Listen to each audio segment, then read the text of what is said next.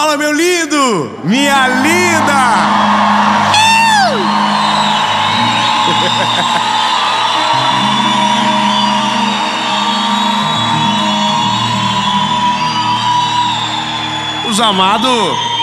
Os amados não cansam. Olha, será quem que foi mais animado? O povo de sexta ou o povo...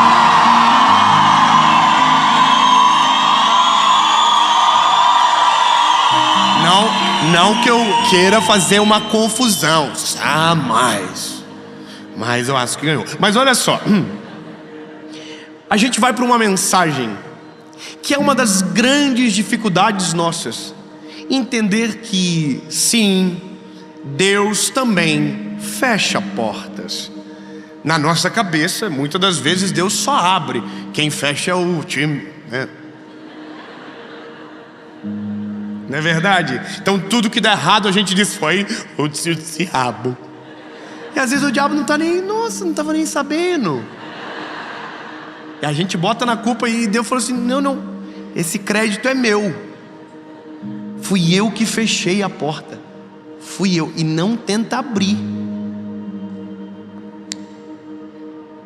Não tenta abrir. Não força a barra, eu fechei. O que eu fecho, ninguém abre. E o que eu abro, ninguém fecha. Calma que nós nem começamos. Até porque outrora temos aquela parte onde eu preciso publicamente me humilhar a Vossa Senhoria que está aí do outro lado no YouTube assistindo essa mensagem. Curte o vídeo. Curte, comenta, compartilha. O povo que desistiu das plaquinhas, onde tiver uma plaquinha levantada, filma os irmãos da plaquinha. Muito obrigado, os irmãos são pagos pela série a partir de agora. Então curte o vídeo, comenta, compartilha, manda para todo mundo, compartilha, é isso. Se você ainda não é inscrito no canal, se inscreve. Falta muito pouco para a gente alcançar a marca dos 10 milhões de inscritos. Falta bem pouquinho.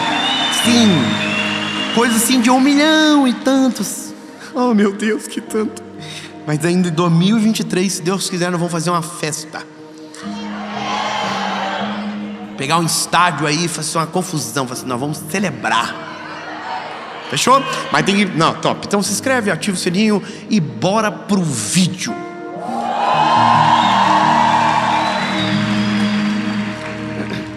Vocês prometem que vocês vão me ajudar? Manda pros amigos.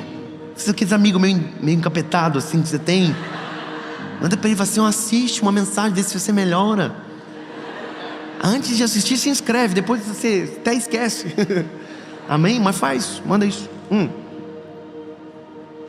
Pega a Bíblia sua, por gentileza, e abra Apocalipse, capítulo de número 3, versículo de número 7.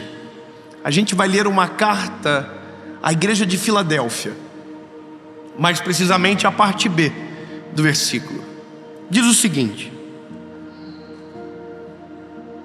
aquele que tem a chave de Davi, que abre e nenhum homem fecha.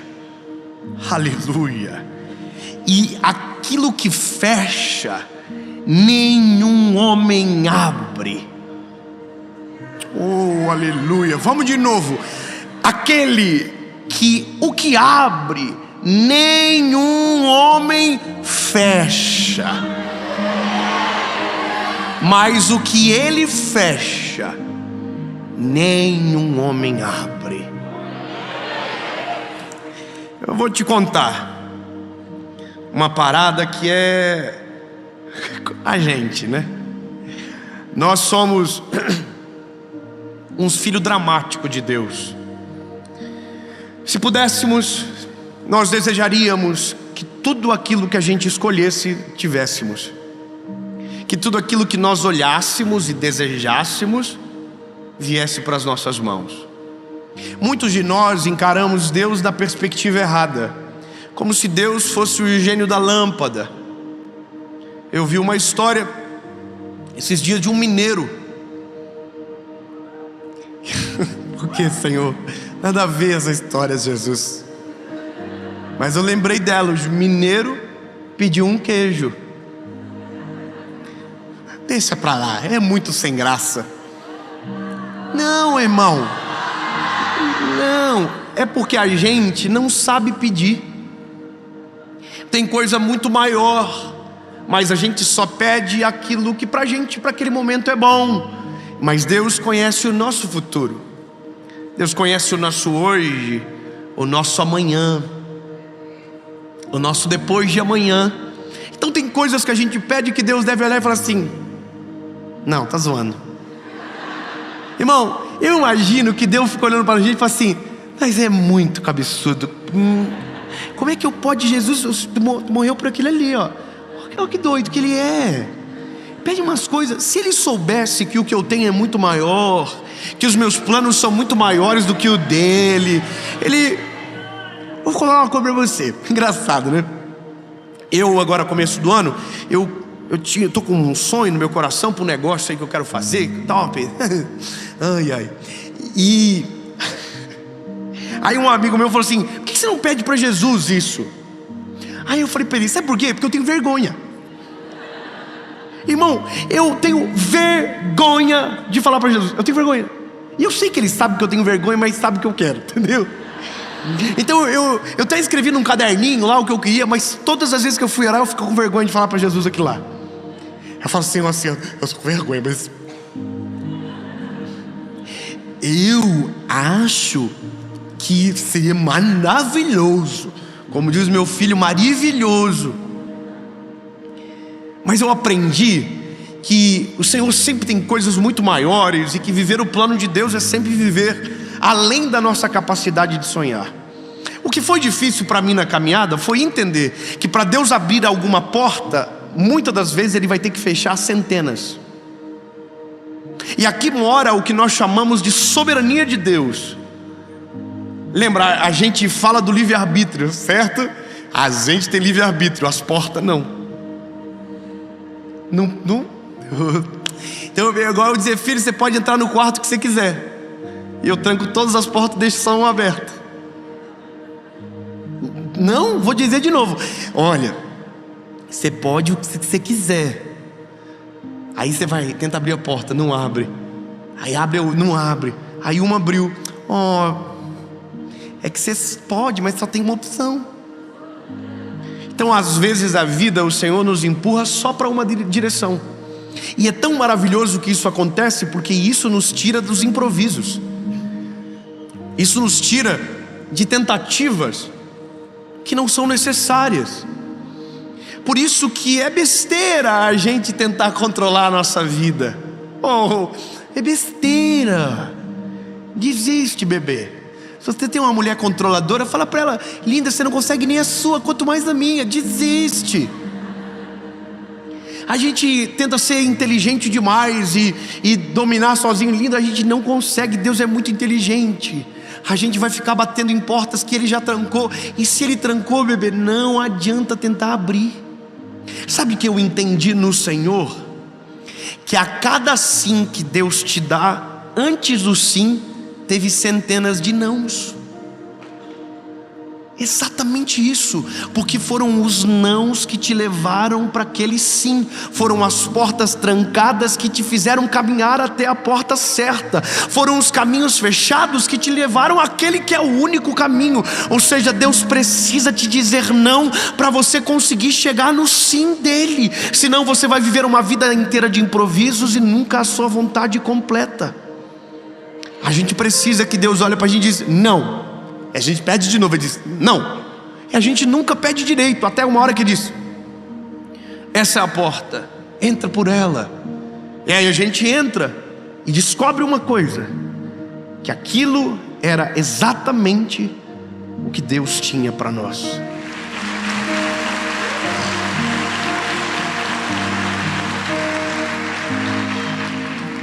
Eu sou muito fofoqueiro, minha esposa odeia isso, mas eu falo da vida pessoal.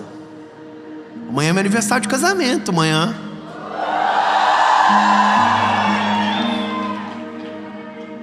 E o mar vermelho, irmão. Tá vendo? Eu falo, eu não consigo.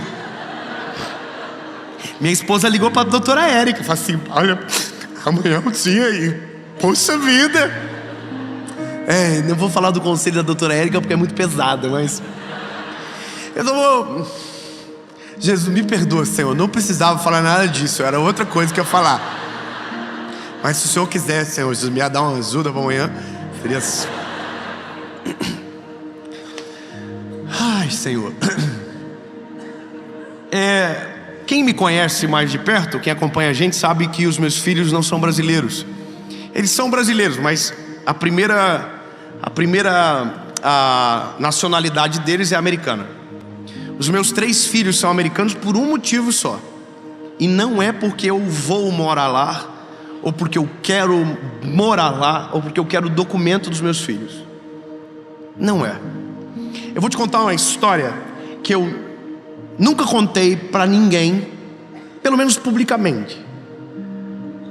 Quando eu tinha 26 anos, eu recebi uma palavra do Senhor Jesus sobre a vida do meu filho João, que nasceria em dezembro de 2017. Bom, se eu não estou enganado na conta, é isso: 17, 18, 19, 20, 21, 2.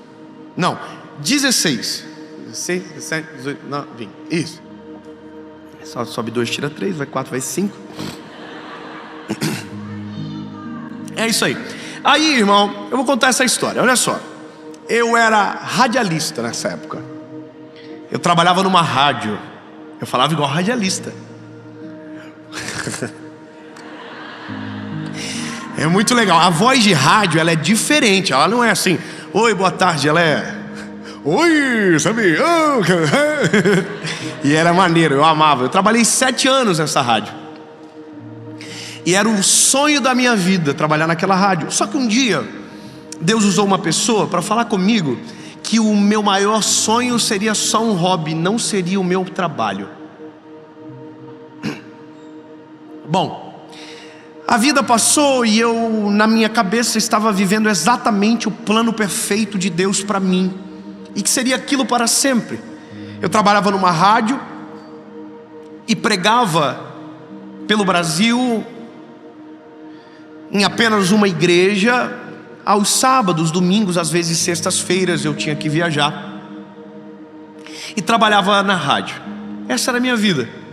E aí um dia, eu dentro do carro, refrescando, um dia fui pregar numa igreja pequena dos Estados Unidos, de um amigo, que virou um amigo meu, a Paula grávida, nós naquela casa.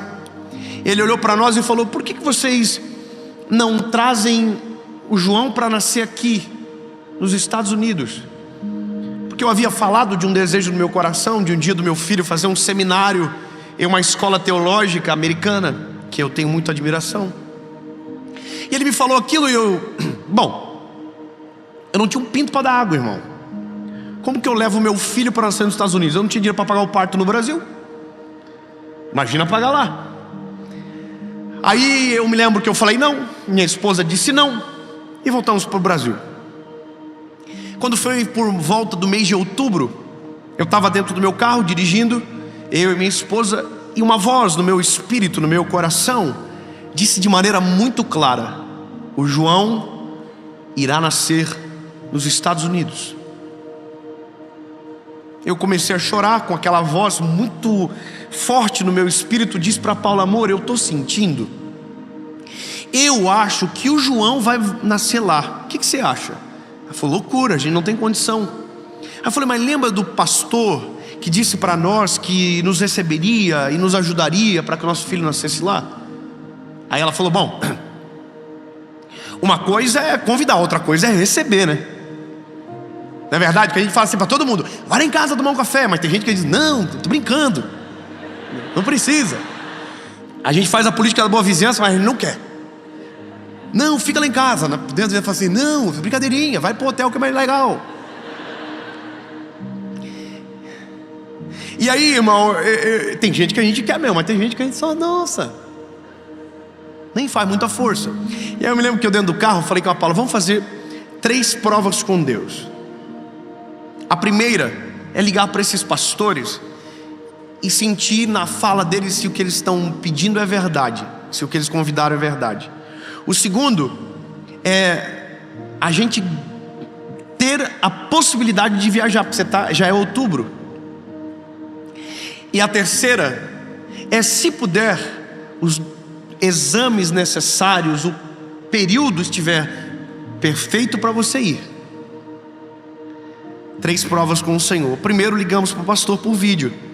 Ligamos para o pastor e falamos para ele: olha, pastor, a gente está pensando de levar o João então para nascer aí. O que o senhor acha? Os dois começaram a chorar e falaram que as portas estavam abertas e que eles seriam responsáveis pela gente, que a gente não gastaria nada.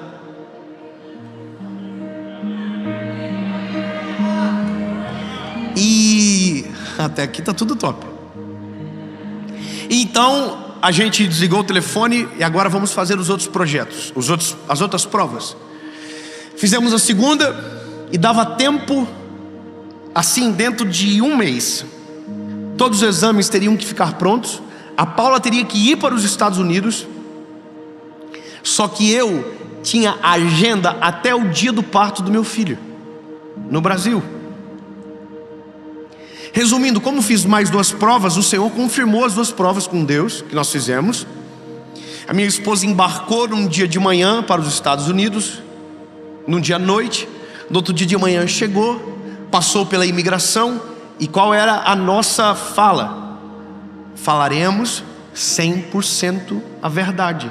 Se Deus está nesse negócio, nós vamos conseguir. Falamos 100% a verdade, ganhamos o parto. Mas uma coisa aconteceu aqui no Brasil: Deus fechou todas as minhas portas.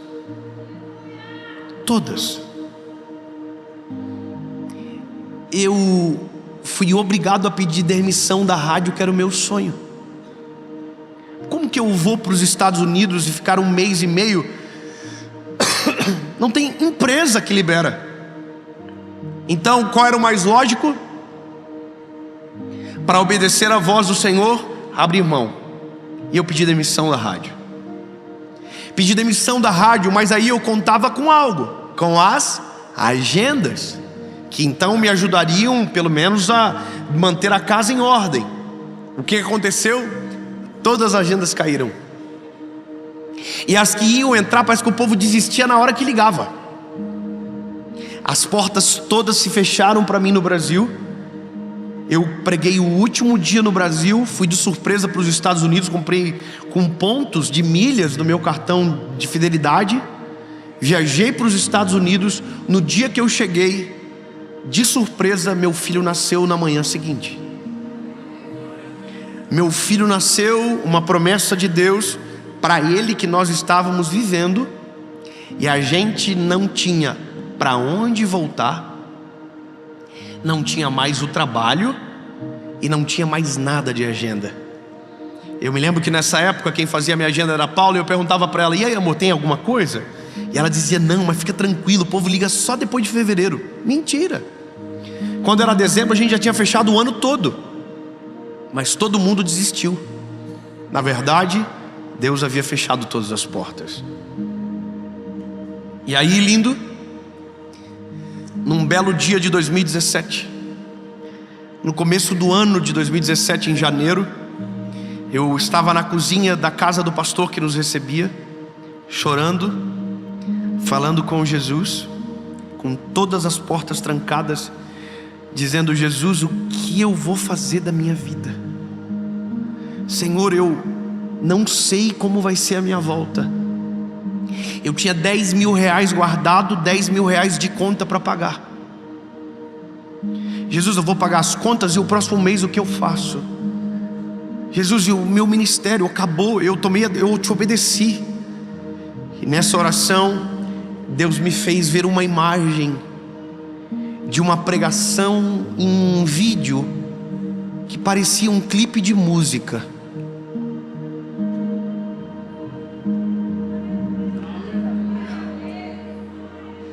E aí Eu achei lindo aquilo que vi com os meus olhos, mas não completou nada no meu espírito.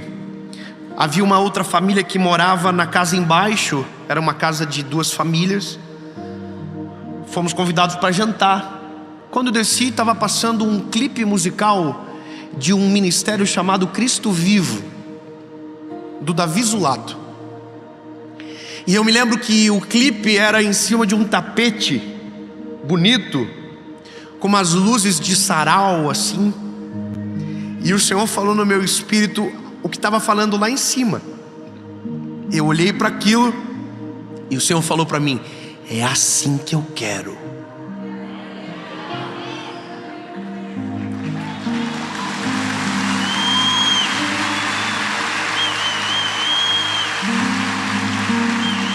Bom, naquele dia eu reconheci aquele tapete que já tinha visto na casa de alguém muito rico da minha cidade. Falei, eu vou me humilhar, mas vou conseguir o tapete. As luzinhas, me lembro que vi na igreja de um amigo meu que ele fez com um cano de PVC. Só que não tinha nada para gravar, só tinha um projeto. Naquele dia seguinte, entrei dentro de um carro e fui para uma cidade vizinha para ouvir um pregador em uma conferência. Dentro desse carro eu levei um caderninho. E naquele dia Deus me deu 10 mensagens. Em uma tarde, em 3 horas de viagem, Deus me deu 10 mensagens. E eu escrevi todas elas no papelzinho. Quando eu cheguei no lugar, liguei para minha esposa: amor, eu sei o que a gente vai fazer quando voltar. Deus me deu um projeto e me deu as mensagens do projeto. Naquele dia liguei para alguns amigos do Brasil, consegui o lugar, consegui quem ia gravar. Quem gravou naquele dia trabalha comigo até hoje, e hoje é a maior empresa do Brasil de vídeo, é um dos maiores diretores de vídeos do Brasil. Começou lá atrás com a gente há 10 anos atrás, gravando debaixo de chuva na marquise do nosso apartamento. E hoje trabalha com a gente. O som, quem fez naquele dia, faz até hoje. Trabalha com a gente até hoje. Quem tocou teclado naquele dia, toca até hoje. Ele só não está nessa série porque esse final de semana é a formatura da faculdade dele. Todas as pessoas naquele dia que trabalharam comigo estão até hoje. Sonharam comigo. E eu me lembro que com todas as portas fechadas, só tinha uma porta aberta, um microfone, um banquinho e 30 pessoas para assistir. E eu gravei a primeira mensagem, chamado Decisão. Ai, lindo, você tem que ver o que aconteceu. Um mês depois, a gente tinha mais de 6.000 convites por mês. E a gente já não dava mais conta de atender o que Deus estava fazendo. A minha esposa rompia madrugadas respondendo gente no WhatsApp, a noite toda. Mas tudo começou com várias portas fechadas. Eu tenho uma palavra de Deus para você. Quando todas as portas se fecharem, ao invés de reclamar, comece a procurar a porta que Deus vai abrir. Não reclame das portas que se fecham e comece a ansiar pela porta que o Senhor vai abrir para você. E lembre-se, a porta que Ele fechou, ninguém tem poder para abrir, mas a porta que Ele abrir, ninguém terá o poder para fechar. Nem homem, nem circunstância, nem acaso, nem porvir, nada nem ninguém poderá frustrar os planos de Deus sobre você. A porta que Ele abre, ninguém fecha. Mas antes de uma porta se abrir, saiba, centenas precisarão ser fechadas.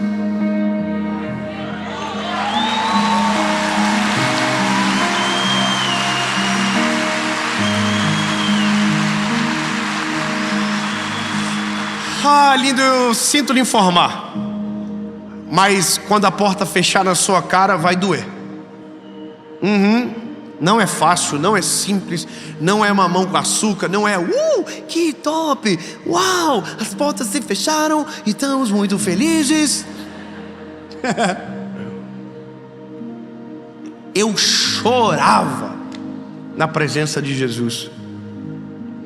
Mas hoje eu só digo uma coisa: Jesus, muito obrigado, Jesus, que a porta da advocacia se fechou para mim. Muito obrigado, Jesus, que a porta que eu tinha, que era para ser piloto de avião, se fechou. Muito obrigado, Jesus, que a porta da rádio se fechou para mim. Muito obrigado, Jesus, que eu saí com a mãozinha na frente e outra atrás. Muito obrigado, porque quando todas as portas se fecharam, o Senhor abriu a porta que mudou a nossa história para sempre.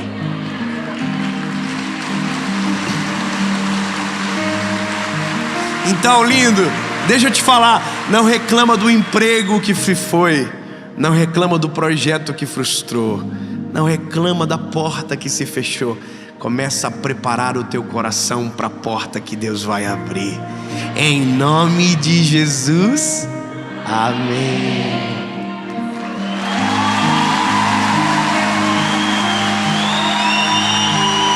Jesus, Tu és maravilhoso e incomparável. Reconhecemos que não temos governo e que a Tua onipotência, onisciência, onipresença ultrapassa a nossa capacidade de escolha, e que as portas que o Senhor abre são infinitamente superiores do que aquela que sozinhos tentamos abrir. E pedimos, Jesus, que se tiver portas que não é para estar abertas, que o Senhor tranque, para que a gente não viva de improviso, mas que vivamos exatamente aquilo que o Senhor tem para nós. E queremos entrar pelas Tuas portas, queremos viver a Tua vontade, queremos viver os Teus sonhos, em nome de Jesus, Pai. Mesmo que nos custe agora, menos que nos cause estranheza agora, mas cremos que Tu és um Deus infalível e que a porta que o Senhor abre, ninguém fecha. Em nome de Jesus, amém.